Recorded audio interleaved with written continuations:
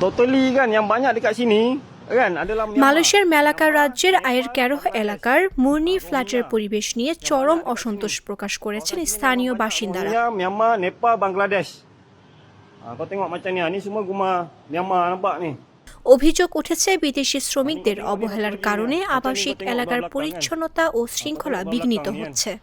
স্থানীয় বাসিন্দাদের দাবি, ফ্ল্যাট ভবনের দেয়ালে পানির পিক লেগে থাকে, যা অত্যন্ত অস্বাস্থ্যকর ও দৃষ্টিকটু।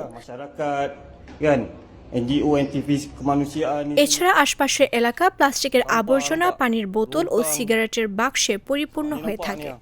মেলুর ফ্ল্যাট ম্যানেজমেন্ট কর্পোরেশনের চেয়ারম্যান ইব্রাহিম কাশিম জানান, আবাসিক এলাকায় থাকা বিদেশি শ্রমিকরা শিশুদের খেলার মাঠ দখল করে সেখানে আড্ডা দেন, যা স্থানীয়দের জন্য সমস্যার কারণ হয়ে দাঁড়িয়েছে।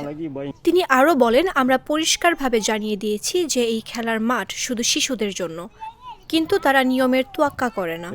শুক্রবার স্থানীয় সংবাদ মাধ্যম সিনার হারিয়ানের প্রতিবেদনে বলা হয়, নেপাল, বাংলাদেশ, মিয়ানমার ও ভারত সহ বিভিন্ন জাতীয়তার প্রায় ৩ শতাধিক শ্রমিক ওই ফ্ল্যাটে বসবাস করেন। তারা প্রায়শই ছুটির দিনগুলোতে খেলার মাঠে জড়ো হন এবং অনেক সময় মদ্যপান ও ঝগড়ার মতো ঘটনায় জড়িয়ে পড়েন।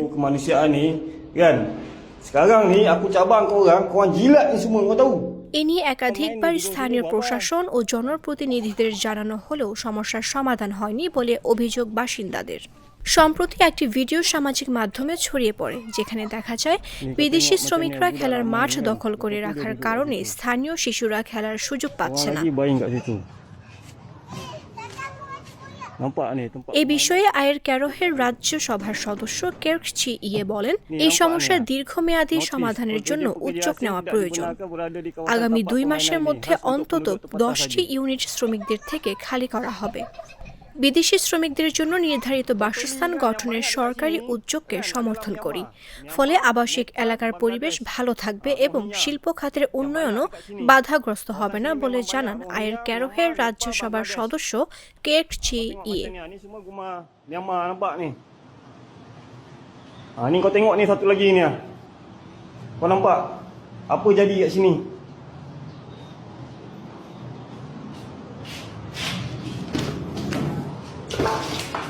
Kau nampak?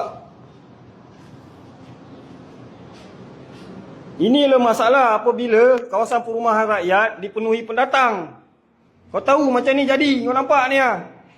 Tu, ludah sirih tu. Kan, mana-mana yang duk bela pendatang ni kan cakap আমার একটা স্মার্ট সিদ্ধান্তে 25% গ্যাসের খরচ কমেছে। ভাবছেন কিভাবে? সাধারণ গ্যাস স্টোভ বদলে আমি এনেছি আরএফএল গ্যাস স্টোভ। এর সাইন্টিফিক নজল ও ব্রাস বার্নার ক্যাপ সমানভাবে তাপ ছড়িয়ে রান্না করে দ্রুত, তাই গ্যাসও বাঁচায় 25%, টাকাও বাঁচে 25%। আরএফএল গ্যাস স্টোভ নিরাপদ ও গ্যাস সাশ্রয়ী।